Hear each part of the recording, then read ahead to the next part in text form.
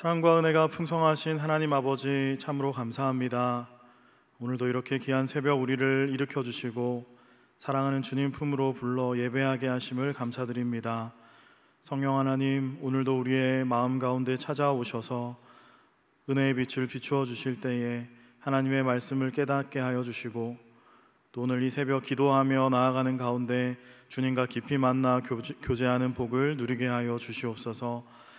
감사드리며 살아계신 예수 그리스도의 이름으로 기도하옵나이다. 아멘. 다 함께 찬송가 321장 찬양하겠습니다.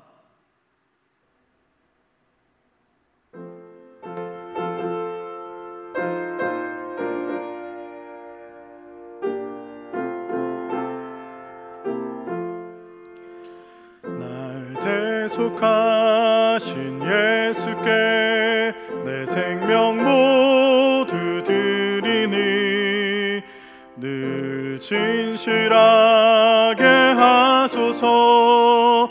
내 구주 예수여, 나 구주 위에 살리라. 내 기쁨 한량 없으리. 내 갈 길 인도하소서. 내 구주 예수여, 날 구원하신 예수를 일평생 의지하오니 날 영접하여 주소서. 내 구주 예수여, 나 구주 위에 살리라. 내 기쁨 한량 없으리. 내 갈 길 인도하소서. 내 구주 예수여, 주 십자가에 달리사 날 자유하게 했으니 내 몸과 마음을 주 위해 다스게 하소서. 나 구주 위에 살리라. 내 기쁨 한량 없으리. 내 갈 길 인도하소서. 내 구주 예수여. 아멘. 오늘 하나님께서 우리에게 주신 말씀은 고린도후서 6장 1절에서 13절까지 말씀입니다. 고린도후서 6장 1절에서 13절까지 말씀입니다. 신약성경 292페이지, 생명의 삶은 100페이지에 있습니다. 이제 하나님의 말씀을 봉독합니다. 우리가 하나님과 함께 일하는 자로서 너희를 권하노니 하나님의 은혜를 헛되이 받지 말라. 이르시되 내가 은혜 베풀 때에 너에게 듣고 구원의 날에 너를 도왔다 하셨으니 보라, 지금은 은혜 받을 만할 때요, 보라, 지금은 구원의 날이로다. 우리가 이 직분이 비방을 받지 않게 하려고 무엇에든지 아무에게도 거리끼지 않게 하고 오직 모든 일에 하나님의 일꾼으로 자천하여 많이 견디는 것과 환난과 궁핍과 고난과 매맞음과 갇힘과 난동과 수고로움과 자지 못함과 먹지 못함 가운데서도 깨끗함과 지식과 오래 참음과 자비함과 성령의 감화와 거짓이 없는 사랑과 진리의 말씀과 하나님의 능력으로 의의 무기를 좌우에 가지고 영광과 욕됨으로 그러했으며 악한 이름과 아름다운 이름으로 그러했느니라. 우리는 속이는 자 같으나 참되고 무명한 자 같으나 유명한 자요, 죽은 자 같으나 보라 우리가 살아있고 징계를 받는 자 같으나 죽임을 당하지 아니하고 근심하는 자 같으나 항상 기뻐하고 가난한 자 같으나 많은 사람을 부요하게 하고 아무것도 없는 자 같으나 모든 것을 가진 자로다. 고린도인들이여, 너희를 향하여 우리의 입이 열리고 우리의 마음이 넓어졌으니 너희가 우리 안에서 좁아진 것이 아니라 오직 너희 심정에서 좁아진 것이니라. 내가 자녀에게 말하듯 하노니 보답하는 것으로 너희도 마음을 넓히라. 이것은 살아계신 하나님의 말씀입니다. 아멘. 오늘 이 새벽 또 예배 자리로 나오신 우리 안산제일의 모든 성도님들을 진심으로 환영하고 축복합니다. 오늘 주일 아침 이렇게 먼저 예배로 나아가는 여러분의 심령 가운데 우리 하나님의 크신 은혜와 평안이 가득하시기를 간절히 축복합니다. 영원한 것을 얻고자 영원하지 못한 것을 버리는 자는 결코 어리석은 자가 아니다. 1956년에 미국 전역에 큰 충격을 주었던 짐 엘리엇 선교사의 이야기가 있습니다. 그는 미국 포틀랜드에서 태어났습니다. 어릴 때부터 글을 잘 썼고 또 훌륭한 연설가였고 운동도 잘했고 또 명문 휘튼 대학에서 수석으로 졸업한 유능한 젊은이였습니다. 그는 대학 시절부터 선교사로의 부르심에 깊이 고민을 해왔고 또 하나님을 위해서 살기를 갈망했었습니다.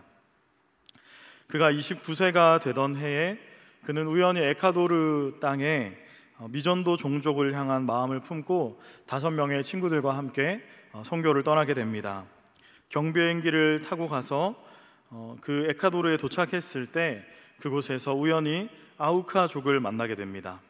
그래서 그들에게 멀찌감치 선물을 주고 이렇게 조금씩 접촉을 시도하면서 인디온들의 만남을 가졌고 어느 정도 호감을 느꼈다고 생각했었는데 5일이 되던 해에 그 함께 선교를 떠났던 모든 젊은이들은 결국 아우카족 전사들의 창과 도끼에 찔려서 죽임을 당하고 말게 됩니다. 당시 이 사건은 미국에 큰 충격을 가져다 주었습니다. 이보다 헛된 이 죽음이 있나 이런 기사들이 나기도 했습니다. 그러나 그 죽음에 이상한 점이 있었습니다. 그것은 바로 그들의 주머니에 장전된 총이 있었던 것입니다. 그 선교사들은 자신들을 죽이려는 그 부족원들에게 총 대신에 하나님의 말씀, 복음을 전해줬고 당신은 우리의 친구다 이렇게 말을 하며 순교했던 것입니다. 그 후에 그의 아내 엘리자베스 엘리엇이 또 그 친구들의 아내들과 함께 다시 그 부족으로 복음을 전하러 갔습니다. 그리고 열심히 헌신을 한 결과 그 부족원들의 공동체 안으로 받아들여지게 됐습니다. 그래서 후에 그 부족원 중에 한 명이 엘리자베스 엘리엇에게 물었다고 합니다. 도대체 당신들은 왜 이렇게 우리를 위해서 이토록 헌신하는가? 라고 물었을 때 그녀는 이렇게 대답을 했습니다. 나는 당신들이 5년 전에 죽인 그 남자의 아내입니다. 그러나 하나님의 사랑 때문에 하나님이 여러분을 사랑하시기 때문에 저는 이곳에 다시 오게 되었습니다. 그 말에 감명을 받은 부족원들은 결국 모두 예수 그리스도를 영접하게 되었고 특별히 짐 엘리엇을 살해했던 그 청년은 후에 아우카족의 현지 교회를 인도하는 목회자가 되었다고 합니다. 바로 그 짐 엘리엇 선교사가 젊은 대학 시절에 그가 일기장에 남겼던 글귀가 바로 이것이었습니다. 영원한 것을 얻고자 영원하지 않은 것을 버리는 자는 결코 어리석은 자가 아니다. 사랑하는 성도 여러분, 그리스도인은 바로 영원한 것을 얻기 위하여 영원하지 않은 것을 버리는 사람들입니다. 사도 바울은 오늘 본문에서 이것을 하나님의 은혜를 헛되이 받지 말라는 말로 표현하고 있습니다. 오늘 본문에서 바울은 앞선 5장까지의 자신의 사도직에 대한 변호에 대해서 결론을 내리고 있습니다. 바울은 고린도 성도들을 향해서 새 언약으로 부름받은 일꾼으로서 성도는 하나님의 은혜를 헛되이 받지 말라 이렇게 권면하고 있습니다. 왜냐하면 지금은 은혜 받을 만한 때요 지금은 구원의 날이기 때문입니다. 은혜를 받을 만할 때요 또 구원의 날이다. 지금이 바로 그렇다라는 것은 곧 예수 그리스도께서 이 땅에 오셔서 십자가의 죽으심으로 하나님의 복음을 우리에게 주셨기 때문에 이제는 그리스도의 그 은혜 안에서 새로운 복음의 시대가 시작되었다라는 것입니다. 그러니까 지금은 바로 그 은혜의 때라는 의미입니다. 바울은 고린도전서에서 이렇게 고백합니다. 그런즉 누구든지 그리스도 안에 있으면 새로운 피조물이라. 이전 것은 지나갔으니 보라 새 것이 되었도다. 그러니까 성도는 그리스도 안에서 새로운 존재, 새로운 피조물이 되었다라고 고백합니다. 성도는 예수 그리스도를 인해서 이제는 새로운 존재가 되었습니다. 새로운 존재가 되었다는 것은 곧 이전의 세상을 살아가던 방식이 아니라 이제는 그리스도를 믿고 난 이후에는 새로운 방식으로 살아가는 존재가 되었다라는 것을 의미하는 것입니다. 그리스도 안에서 성도는 이제 삶의 방향이 바뀌었고 삶의 목적이 바뀌었고 삶의 이유가 바뀐 존재입니다. 이 땅에 소망을 두고 살아가는 존재가 아니라 성도는 이제 부활을 소망하고 하늘나라에 소망을 두고 살아가는 존재입니다. 세속에 갇혀서 이기적이고 자신만을 위하여 사는 존재가 아니라 이제는 복음과 그리스도를 위하여 살아가는 존재로 변화되었다라는 것입니다. 그렇기 때문에 바울은 성도를 향해서 하나님의 은혜를 헛되이 받지 말라, 오늘 이렇게 권면하고 있는 것입니다.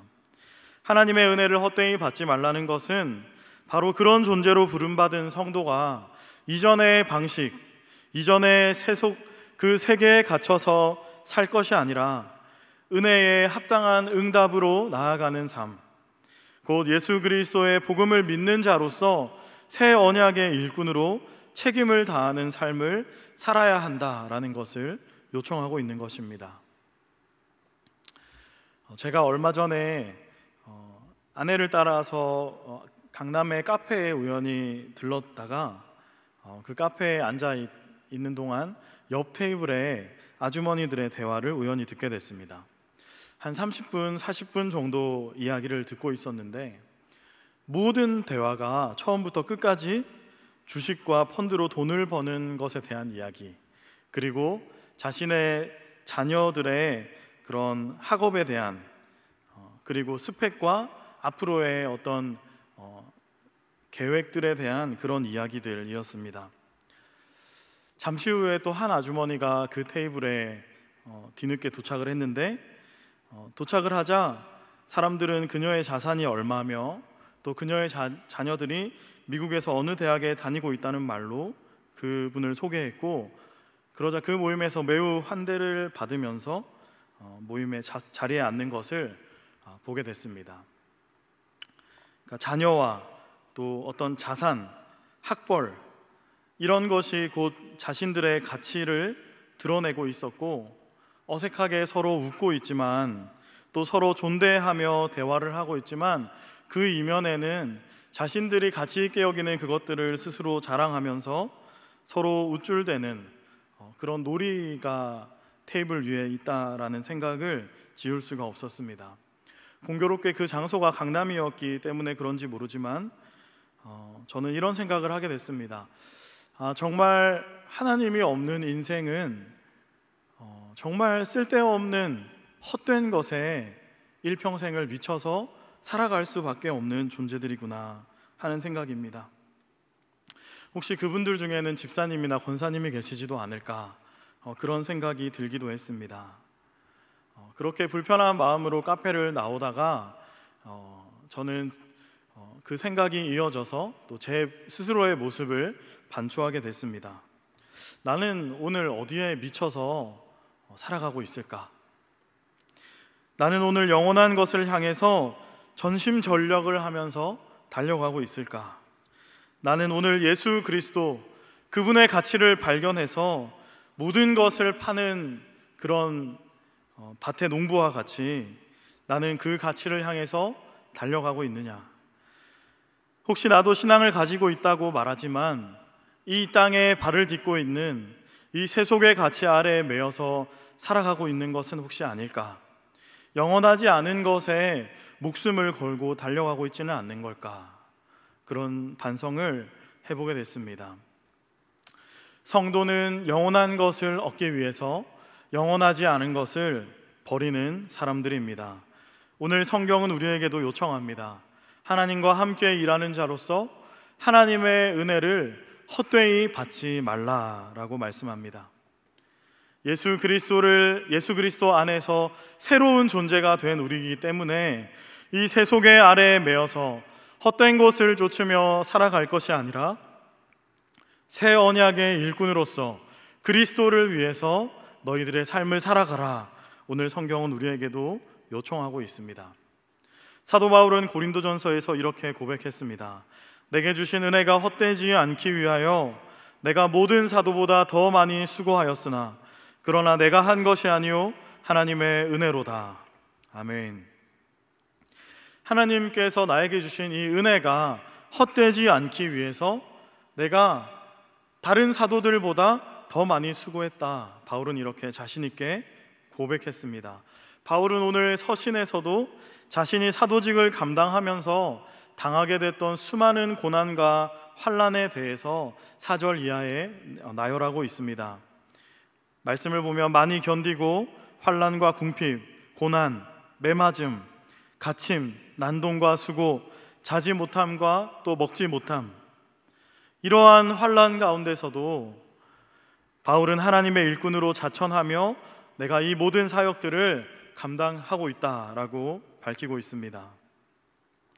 여러분이 사도 바울의 동력은 무엇일까요? 사도 바울의 그 사역의 힘은 무엇일까요? 그에게 그 모든 것을 뛰어넘을 수 있는, 그가 경험하는 환난과 고난들을 뛰어넘을 수 있는 그런 은혜가 그의 안에 있기 때문입니다. 사도직을 수행하면서 답답한 일도 많고 핍박을 받고 또 죽을 고비도 겪고 하지만 바울은 낙심하지 않았습니다. 왜냐하면 예수 그리스도를 죽은 자 가운데 살리신 하나님이 성도들도 그리스도인들도 다시 살리실 것에 대해서 믿었기 때문입니다. 실제로 바울은 천국을 본 사람이었습니다. 바울은 자신이 삼층천을 본 그런 경험을 성경에 담기도 했습니다. 바울은 새 언약의 일꾼으로서 바로 하늘을 소망하는 자였다는 것입니다. 다시 말하면 보이지 않는 영원한 것에 대한 소망이 그로 하여금 모든 세속을 배설물로 여기고 새 언약의 일꾼으로 끝까지 헌신할 수 있는 힘을 주었던 것입니다. 또 한 가지 바울의 사역 가운데 힘이 되었던 것은 바로 그리스도의 사랑입니다. 끊임없이 그의 마음 가운데 피어오른, 그를 강권하시는, 그를 언약의 사도로 일하도록 계속해서 강권하시는 그리스도의 사랑이 그의 마음 가운데 계속 피어올랐던 것입니다. 마치 하나님을 사랑하기에 인디언들을 향해서 자신의 목숨도 아끼지 않을 수 있었던 청년 선교사 짐 엘리엇과 같이 수많은 환난과 고난 속에도 바울은 하늘을 소망하고 강권하시는 그리스도의 사랑을 힘입어 사역했다라는 것입니다. 오늘 사도 바울은 사도로서의 정체성을 이처럼 고백하고 있습니다. 오늘 말씀을 함께 보십시오. 속이는 자 같으나 참되고 무명한 자 같으나 유명한 자요, 죽은 자 같으나 살아있고 징계를 받는 자 같으나 죽임을 당하지 아니하며 근심하는 자 같으나 항상 기뻐하고 가난한 자 같으나 많은 사람을 부요하게 하고 아무것도 없는 자 같으나 모든 것을 가진 자로다. 아멘. 할렐루야. 성도는 세상보다 크신 하나님을 마음에 모신 존재입니다. 우리는 하늘 아버지께 기도하는 자들입니다. 이 땅에, 이 세상에서는 나그네 되어 있고 가난하고 때로는 가진 것이 없는 자처럼 보인다 할지라도 우리는 이 땅이 아니라 저 하늘의 본향을 향하여 날마다 나아가는 자들입니다. 썩어질 세속의 가치를 따르는 자들이 아니라 성도는 영원한 하나님 나라의 가치를 따르는 자들입니다. 그렇기 때문에 세상은 성도들을, 믿음을 가진 자들을 감당하지 못합니다.